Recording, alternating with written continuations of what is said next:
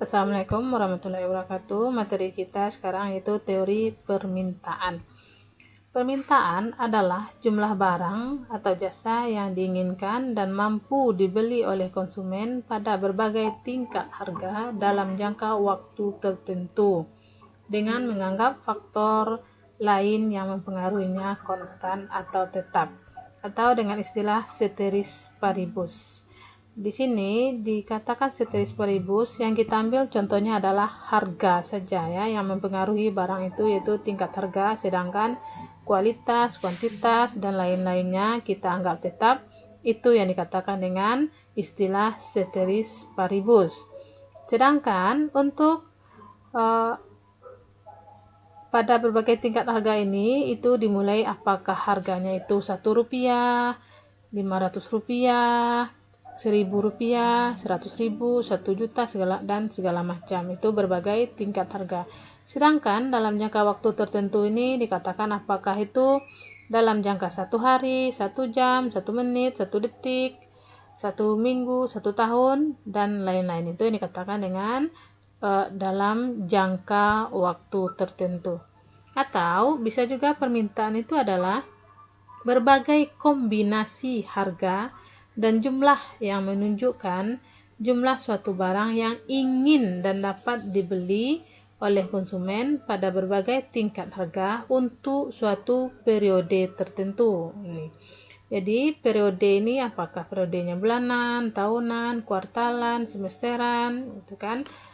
Di sini berarti kesimpulannya permintaan itu adalah jumlah barang ya, dan yang diingini dan dapat dibeli atau mampu dibeli, itu yang dikatakan dengan permintaan. Sekarang kita lihat jenis-jenis permintaan itu berdasarkan daya beli. Ada namanya permintaan efektif, yaitu permintaan terhadap barang dan jasa yang disertai dengan daya beli dan melakukan transaksi. Berarti di sini ada uang, ada barang, gitu kan. Permintaan efektif berarti ada uang, kita bisa langsung ambil barangnya, beli barangnya. Itu dikatakan dengan permintaan efektif, yaitu permintaan terhadap barang atau jasa yang disertai daya beli dan melakukan transaksi. Sedangkan untuk yang kedua adalah permintaan potensial, yaitu permintaan terhadap barang atau jasa yang disertai daya beli tetapi konsumen masih mempertimbangkan transaksinya atau belum melakukan transaksi.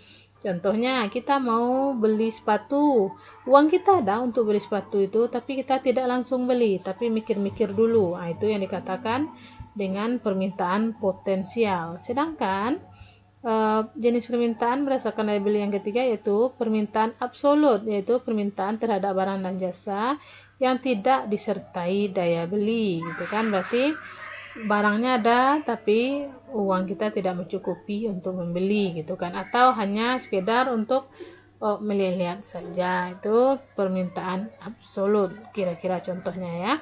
Oke, kemudian kita lihat jenis-jenis permintaan berdasarkan jumlah yang melakukan permintaan.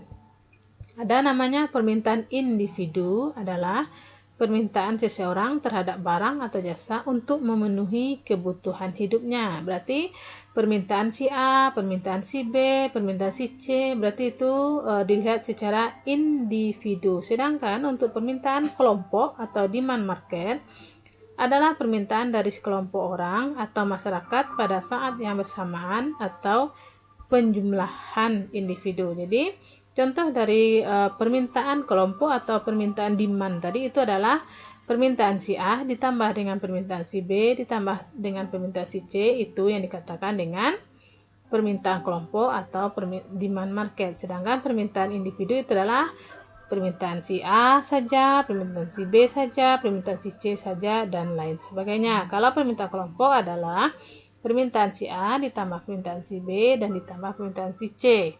Itu contoh permintaan kelompok. Sekarang kita lihat hukum permintaan. Hukum permintaan itu berbunyi, jumlah barang yang diminta akan selalu berbanding terbalik dengan harganya. Artinya, jika harga barang naik, maka jumlah barang yang diminta akan berkurang. Dan jika harga barang turun, maka jumlah barang yang diminta akan bertambah. atau istilah lainnya hubungan antara harga dengan barang itu dia bersifat negatif. Jika harga barang naik, maka permintaan barang akan turun. Jika harga turun, maka permintaan barang naik. Hukum permintaan ini tidak berlaku untuk seluruh barang, tapi hanya berlaku untuk barang normal saja. Oke, sekarang kita lihat faktor yang mempengaruhi permintaan itu. Yang pertama adalah harga barang itu sendiri. Jadi, harga barang itu sendiri yang mempengaruhi permintaan itu terkait dengan hukum permintaan tadi, yaitu jika harga naik, maka permintaan turun. Jika harga turun, maka permintaan akan naik. Ini tidak berlaku untuk seluruh barang ya, hanya untuk barang normal. Yang kedua, kita lihat harga barang lain yang berkaitan erat dengan barang tersebut. Misalkan, apakah itu dia sebagai barang pengganti, barang pelengkap, atau barang normal. Misal, kalau kita menggunakan gas, bisa kita ganti dengan minyak tanah, gitu kan?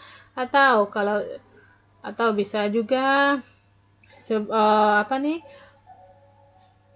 kita makan roti pakai selai, biasanya pakai selai kacang, bisa juga kita ganti dengan selai stroberi. Itu berarti barang pelengkap.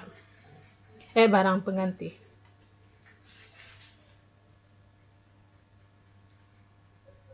Oke, kalau barang pelengkap misalkan kita punya HP, kita bisa melengkapi dengan headset dan lain-lain.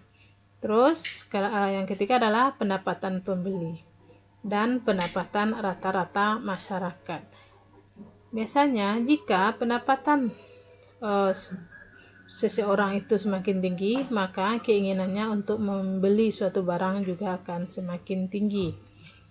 Yang keempat adalah cita rasa atau selera konsumen. Di sini dilihat adalah keinginan masyarakat untuk mengkonsumsi barang tersebut. Jika barang atau jasa tersebut sesuai dengan seleranya, sesuai dengan keinginan, maka akan dilakukan pembelian, gitu kan? Itu yang mempengaruhi permintaan dan jumlah penduduk. Di sini dilihat adalah perkembangan dalam kesempatan kerja. Biasanya jika jumlah penduduk tinggi, maka permintaan terhadap barang dan jasa juga tinggi. Kita misalkan jumlah penduduk, kita misalkan saja penduduknya di negara yang kecil yaitu keluarga.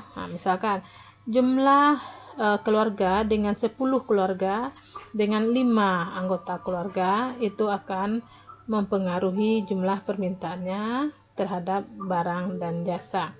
Bagaimana pula dengan jumlah penduduk suatu negara? Bisa kita analogikan ke yang lebih sederhana, yaitu keluarga. Yang keenam adalah ramalan mengenai keadaan di masa datang. Contohnya di sini, barang yang harganya diperkirakan akan naik, maka orang membeli ketika harganya masih rendah. Biasanya ini adalah untuk ditumpuk biar waktu sulit bisa digunakan. Sekarang kita mengenal daftar dan kurva permintaan. Dalam permintaan ada namanya daftar permintaan dan kurva permintaan. Daftar permintaan adalah suatu tabel yang memberi gambaran dalam angka-angka tentang hubungan antara harga dengan jumlah barang yang diminta. Berarti hubungan antara harga dengan barang yang diminta masyarakat. Sedangkan kurva permintaan itu adalah suatu kurva yang menggambarkan sifat hubungan antara harga suatu barang tertentu dengan jumlah barang tersebut yang diminta para pembeli. Contoh, ini dia ya, contoh daftar permintaan. Ini ada daftar permintaan terhadap buku tulis pada berbagai tingkat harga. Ini untuk titiknya ya, kita buat keadaan PQRST. Harganya itu adalah saat harga buku 5.000, jumlah yang diminta itu adalah 200 unit, sedangkan saat harganya 2.000, jumlah yang diminta adalah 900 unit, dan harga 1.000 yang diminta adalah 1.300 unit. Nah, kalau kita gambarkan kurvanya akan seperti ini. Ini adalah saat harganya 5.000, buku yang diminta adalah 200, sedangkan ini adalah harganya 3.000, buku yang diminta 600, dan harga 1.000 yang diminta adalah 1.300 tadi. Kalau kita gabungkan titik-titiknya ini, maka dia akan menjadi titik-titik PQRS. Maka kurva permintaan itu adalah kurva yang dimulai dari kiri atas ke kanan bawah sesuai dengan hukum permintaannya. Saat harga tinggi maka barang yang diminta sedikit, sedangkan saat harga rendah barang yang diminta itu banyak. Sesuai dengan bentuk kurvanya itu adalah sesuai dengan hukum permintaan. Di sini ada namanya gerakan sepanjang dan pergeseran kurva permintaan. Gerakan sepanjang berarti gerakan yang terjadi di sepanjang kurva permintaan. Contohnya begini, ini adalah pergeseran dari R ke S itu karena terjadi penurunan harga dari 3.000 menjadi 2.000 dan permintaan itu juga akan bergeser dari 600 menjadi 900. Ini adalah pergeseran ke kanan ya, pergeseran ke bawah. Ini dia dari R ke S. Sedangkan pergerakan sepanjang kurva R ke S, kalau pergerakan sepanjang R ke T ini itu adalah terjadi kenaikan harga. Nih kita misalkan dari 3.000 menjadi 4.000, sedangkan barang yang diminta itu akan berubah dari 600 menjadi 400. Itu yang katakan dengan gerakan sepanjang kurva permintaan. Ini adalah pergerakannya ke kiri, sedangkan ini pergerakannya ke kanan. Oke. Nah, ini dikatakan dengan pergeseran kurva. Berarti kalau bergeser dia pindah tempat ya, pindah tempat. Berbeda dengan pergerakan sepanjang tadi. Kalau pergerakan sepanjang terjadi sepanjang kurva ini saja, dia tidak berpindah tempat, sedangkan untuk pergeseran kurva itu berpindah dari kurva asli ke perpindahan pertama, dan ini adalah perpindahan kedua, atau bergeser dari A menjadi A1 dan A ke A2. Contoh, kalau dari A ke A1 ini itu adalah pergeseran permintaan barang itu dari Q menjadi Q1, berarti ini memperlihatkan pertambahan ya. Sedangkan dari pergeseran dari A ke A2 itu adalah memperlihatkan pengurangan permintaan barang walaupun dengan harga yang tetap. Berarti di sini yang kita lihat adalah pergeserannya dengan harga tetap, tapi yang berubah itu adalah barang yang diminta. Sekarang kita lihat bentuk umum fungsi permintaan adalah sebagai berikut ya. QD itu adalah jumlah produk yang diminta, sedangkan QD sama dengan A dikurang BP, atau untuk mencari P sama dengan min C per B kita kalikan dengan min A ditambah QD. Jadi QD itu adalah jumlah barang yang diminta atau produk yang diminta. A itu adalah konstanta, B itu adalah koefisien arah garis, koefisien arah garis atau slope, bisa juga ini dikatakan dengan slope B ini, sedangkan P itu adalah harga produk yang diminta atau harga barang. Itu dia bentuk umum fungsi permintaan. Nih, di sini kita mengenal bentuk kurva permintaan linear. Ini adalah contoh bentuk kurva permintaan linear. Kurva permintaan itu adalah yang ini, yang tengah-tengah ini adalah ini kemiringan kurva negatif. Kenapa dikatakan negatif? Contoh seperti tadi, jika harganya tinggi maka barang yang diminta sedikit, jika harganya rendah maka barang yang diminta itu banyak. Dan ini adalah kemiringan permintaan 0, harganya tetap tapi barang yang diminta itu akan mengalami perubahan. Sedangkan yang ini adalah kemiringan permintaan tak tentu. Ini adalah harganya yang berubah-ubah, sedangkan barang yang diminta itu tetap. Ini contoh tugas 1, dan ini adalah contoh tugas 2. Bisa saudara buat